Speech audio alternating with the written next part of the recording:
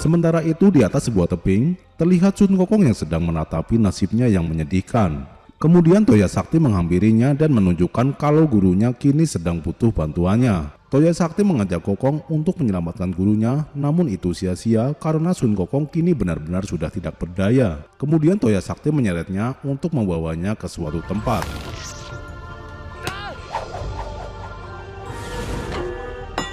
Ternyata tempat itu adalah dunia kehampaan. Ini adalah tempat di mana dulunya Gokong berlatih 72 sihir mengubah wujudnya.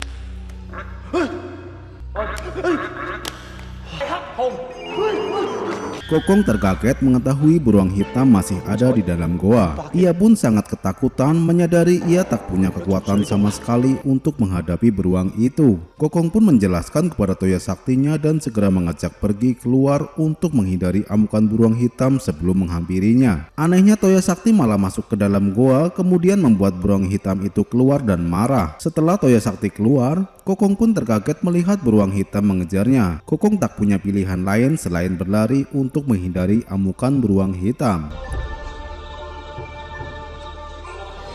Di sisi lain, rombongan Gumoong datang mencari Gokong. Ia bertanya pada anak buahnya, tetapi tak satu pun yang mengetahui keberadaannya. Parkit kecil yang biasanya dekat dengan Gokong juga kini ia tak tahu keberadaan Gokong. Bibi Gagak menjelaskan bahwa temannya telah memberi kabar bahwa Patke menyuruhnya berkumpul di Simpang 3 supaya bergabung dari kelima pendekar untuk melawan kera tumpeh yang akan membawanya ke negeri siluman. Karena waktunya sangat mendesak dan Gokong sudah tak punya kekuatan apapun, Gumoong memutuskan untuk segera bergabung dengan kekuatan seadanya dalam melawan kera tumpeh. Gumoong juga menyuruh Putri Parkit untuk meminta bantuan pada Perdana Menteri Kura-Kura. Sesampainya di Istana Laut, Paman Kura-Kura masih saja tak mau membantunya. Tak ada pilihan lain, Putri Parkit dan keluarga Kura-Kura pergi ke darat untuk mencari ide. Pada akhirnya Paman Kura-Kura menyusulnya. Ternyata Ibu Kura-Kura sudah merencanakan ide agar Ayah Kura-Kura membantunya. Setelah beberapa saat berdebat, akhirnya Paman Kura-Kura bersedia membantunya.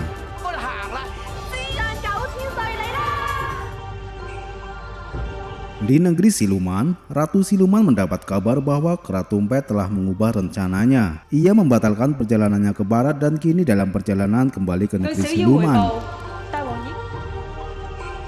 Sementara itu, Gumoong dan para istrinya sudah bersiap di Simpang 3 negeri siluman. Tak lama kemudian, kera tumpeh muncul bersama rombongan Biksu Tong. Untuk menghambat perjalanan, Patke menyuruh Wuching untuk mengejek kera tumpeh si kera sinting. Kemudian terjadi sebuah insiden di mana kera tumpeh berniat untuk membunuh Wuching. Tetapi Wuching sama sekali tak takut ancaman kera tumpeh, hanya saja Guru Tong yang tak ingin kera tumpeh membunuh Wuching. Pada akhirnya kera tumpeh berniat membunuh Guru Tong. Untunglah di saat itu Gumoong menyerang tepat waktu dengan pukulan kerbonya hingga kera tumpeh terpental jauh. Tak hanya itu saja, ternyata tidak ada perlawanan dari pengikut kera tumpeh. Dengan mudahnya Putri Kipas menggibas semua pengikut kera tumpeh hingga terpental jauh. Tetapi kemenangan itu tak berlangsung lama. Kera tumpeh kembali melawan dengan kaki gajah tintinya yang sangat kuat.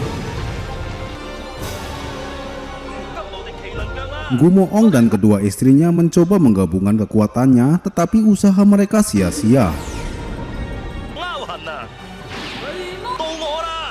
Karena tak ada satupun yang dapat menandinginya, kini tak ada jalan lain selain lari. Pada akhirnya Guru Tong bertemu Perdana Menteri Kura-Kura. Karena tak ada perlawanan, Paman Kura-Kura menyuruh untuk bersembunyi di cangkangnya yang terkenal kuat. Begitu juga Gumoong dan kedua istrinya ikut bersembunyi. Tetapi sayangnya persembunyian mereka diketahui oleh kera tumpeh. Sehingga dengan senang hati, kera tumpeh lalu menginjak cangkang Paman Kura-Kura. Di dalam cangkang Paman Kura-Kura terdengar suara benturan yang sangat keras. Tetapi hal itu tidak melukai rombongan Guru Tong, sehingga Paman Kura-Kura mencoba menenangkannya. Tetapi Paman Kura-Kura mulai panik setelah Bibi Gagak menjelaskan bahwa gajah tinti mampu memecahkan simbol emas yang terkenal paling keras. Sudah dijelaskan bahwa kelima pendekar hanya akan seri. Paman Kura-Kura tidak dapat memberikan perlawanan. Ia hanya mempertahankan saja dalam sementara waktu. Bagaimana mungkin mereka dapat mengalahkan kera tumpeh tanpa Gokong? Sementara di sisi lain, Gokong sedang berjuang keras menghindari amukan beruang hitam. Tak ada cara lain yang dilakukan oleh paman kura-kura selain bertahan dan mencoba meramal. Tetapi untungnya ramalan kali ini cukup baik. Namun herannya paman kura-kura malah mulai muntah darah. Nampaknya cangkang paman kura-kura tidak akan bertahan lama lagi. Di pihak lain, dunia kehampaan juga berubah. Saat bahaya diambang mata, Gokong berpikir biasanya para dewa datang membantunya. Tetapi mengapa kali ini tidak satu pun yang muncul? Inilah cobaan berat yang pernah dimaksud Dewi Kuan Im dan Maha Guru Bodhi. Kini Gokong mendapat motivasi agar dirinya harus mengendalikan kemampuannya sendiri. Dan benar saja, Gokong mulai melakukan perlawanan hingga beruang dapat dikalahkan dan kekuatan Gokong mulai pulih kembali. Begitu hebat kekuatannya.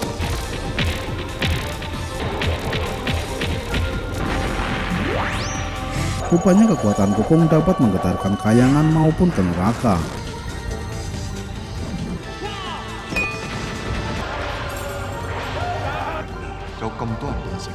Tak ingin buang waktu, Gokong segera mencari Guru Tong untuk dapat menyelamatkan dari ancaman kera tumpai. Di dalam cangkang, paman kura-kura sudah tak berdaya lagi. Nampaknya ia hanya bertahan satu kali injakan lagi. Ia tak ingin diceramahi oleh Guru Tong. Merasa ajalnya segera tiba, ia hanya ingin meneriakkan slogan Perdana Menteri Kura-Kura. Rupanya teriakan paman kura-kura terdengar oleh Gokong, sehingga Gokong dapat menangkis serangan kera tumpai tepat waktu. Sayangnya kehadiran Gokong tidak dapat langsung mengalahkan kera tumpai. Meskipun mereka semua telah bergabung, namun nampaknya kera tumpai masih terlalu kuat.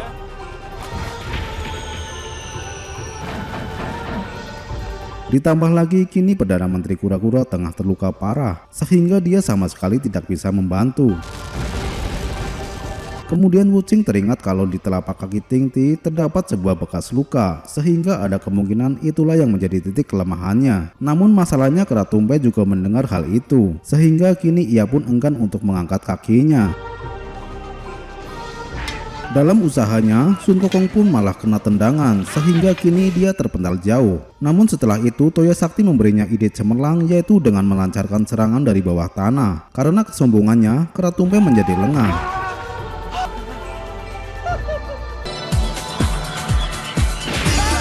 Akhirnya Sun Gokong pun berhasil menancapkan Toya Sakti ke telapak kaki kera tumpai. Tak hanya seluruh kekuatannya lenyap, kera tumpai juga terluka parah. Sun Gokong yang merasa kasihan sehingga dia membiarkannya untuk pergi. Salah seorang siluman yang menyaksikan hal itu segera melaporkannya ke tempat Ratu Siluman Ular. Tentu Ratu Siluman sangat terkejut dan langsung pergi ke lokasi.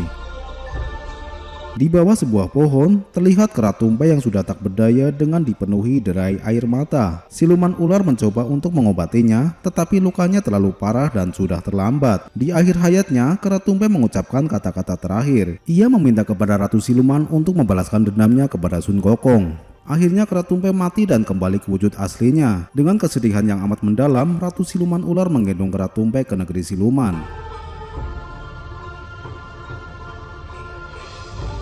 Kini dia pun bersumpah untuk membalaskan dendamnya kepada Sun Gokong suatu hari nanti.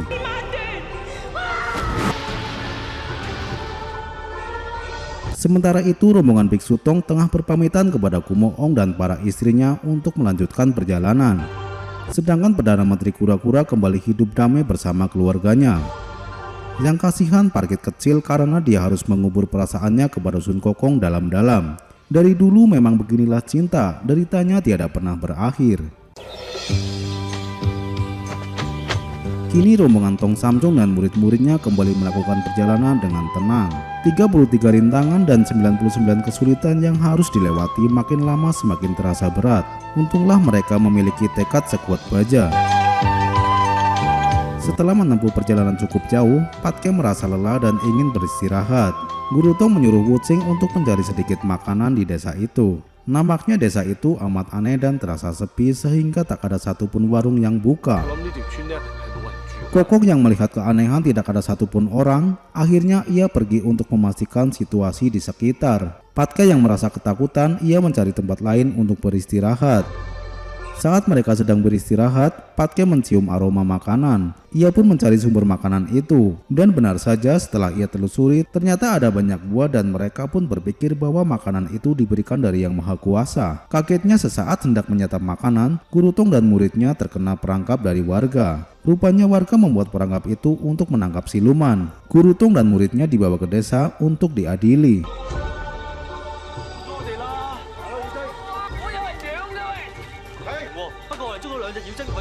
Sesampainya di desa, Guru Tong menjelaskan bahwa muridnya bukan siluman jahat.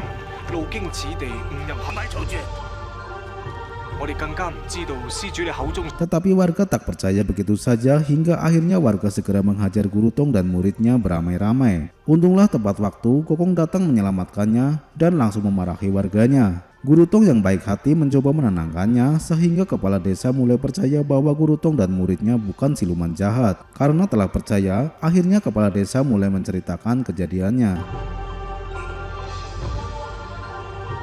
Desa yang awalnya aman tentram berubah menjadi kacau setelah beruang hitam yang datang dari gunung mengamuk ke warga. Beruang itu memasuki desa dan entah kenapa beruang hitam membuat kekacauan. Anehnya siluman beruang hitam tidak memangsa penduduk desa, ia hanya mengumpulkan para penduduk desa di belakang gunung. Siluman beruang bertanya kepada kepala desa untuk mengakses seluruh warganya, tetapi hanya sedikit warga yang tersisa. Hal itu membuat siluman beruang marah dan menunjukkan kesaktiannya hingga membuat warga ketakutan. Begitulah kepala desa menceritakan, dan di hari ini beruang hitam akan datang lagi. Kokong mencoba menenangkan warga. Selama ada dirinya, warga tak perlu takut karena Kokong sanggup menghadapi beruang itu. Kokong pun mencium hawa siluman. Tak lama kemudian, salah satu warga melapor bahwa beruang hitam datang dan akan menyerang. Mendengar hal itu, Kokong mengajak warga untuk mengantarkan dirinya dalam menghadapi beruang itu. Sesampainya bertemu beruang hitam, Kokong mulai menghajarnya.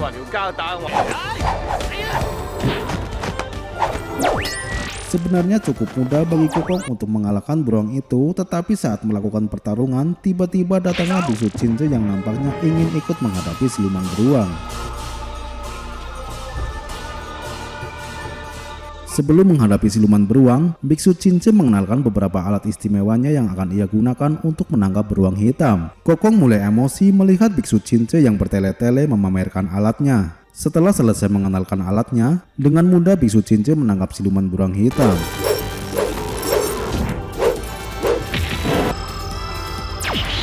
Siluman beruang yang tak berdaya, ia bertaubat dan mengakui kesalahannya.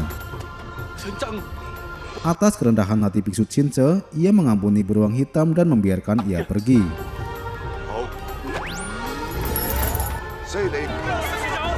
Di samping itu, Kokong dan adiknya mencela bahwa Biksu Cince tak mengeluarkan satu jurus pun, bahwa hanya alatnya lah yang hebat. Terlihat semua warga memuji atas kemampuan Biksu Cince dalam menangkap beruang hitam. Tak lupa Biksu Cince mengambil kesempatan ini untuk meminta imbalan atau sumbangan kepada warga atas jasa yang ia lakukan. Tak lupa ia juga meminta sumbangan kepada rombongan Biksu Tong. Tetapi Biksu Tong tak ada uang untuk menyumbangnya, hingga Guru Tong dihina sebagai biksu pengemis. Tak terima hal itu, Kokong menjelaskan bahwa gurunya adalah adik dari Kaisar Taichung dari negeri Tong. Mendengar hal itu, Biksu Cince tertarik untuk mengajak rombongan Tong Samcong ke kuil yang ia miliki.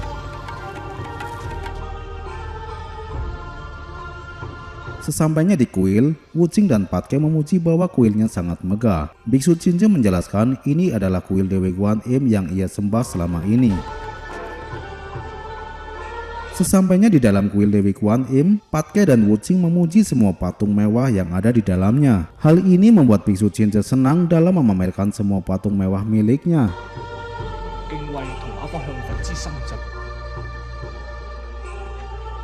Tak hanya itu, Biksu Cince juga mengkritik pakaian lusuh yang rombongan Biksu Tong kenakan. Kokong yang sangat sengit melihat tingkah laku Biksu Cince ingin rasanya menghajarnya, tetapi hal itu ditahan oleh Guru Tong. Tetapi nampaknya Kokong hanya bercanda. Biksu Cince yang awalnya panik, kini ia mencoba sabar dan berpamitan masuk ke dalam sebentar, kemudian ia akan mengajak Tong Samcong memperdalam ilmu ajaran Buddha sambil menyuruh pengikutnya menyiapkan teh.